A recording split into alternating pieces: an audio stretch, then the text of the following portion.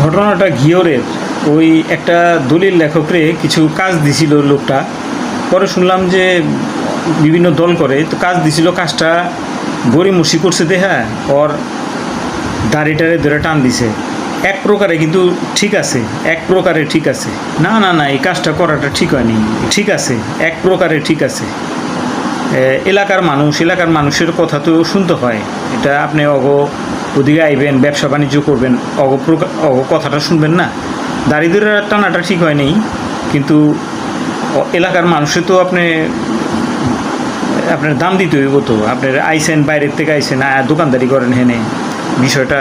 আচ্ছা তুই কি কস? ওই কিরে তুই কি কস? ঘটনাটা কি হয়েছে?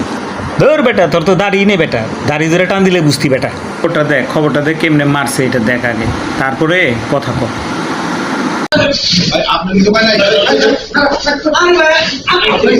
তো এলাকায় দোকানদারি কইরা লইছে, করছে, দেশ গ্রামের থেকে আয়া অবহেনে দোকানদারি করে। তো দোকানদারি করলে কি ওই যা করবো তাই শুনতে হইব জিনিসটা?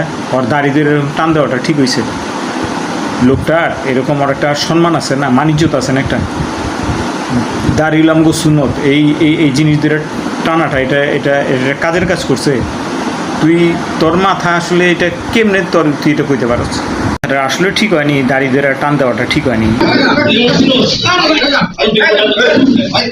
কিন্তু তোর গিয়া তুই নিজেই চিন্তা কর না, এই লোকটা, যে লোকটা ওর দাড়ি ধরে টান দিছে আর মারছে, এই লোকটা যদি অবদেশে যা দোকানদারি করতো আর ওর কথা না শুনতো, তাহলে এই দাড়িওয়ালারে মারতো না?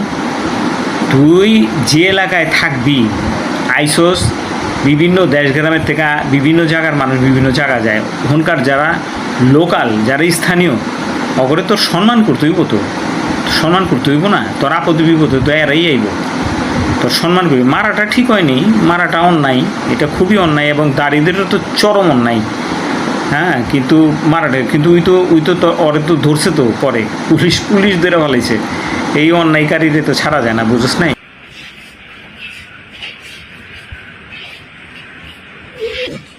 সোজা মাথার একটু বাঁচতে পারবো না আর কি। তোর কথায় যুক্তি আছে, দারিদ্র্যটা টান দেওয়া ঠিক হয়নি। যাক, এখন বাংলাদেশের সবাই জানি সতর্ক থাকে, এরকম ফাইজলামি জানি না করে।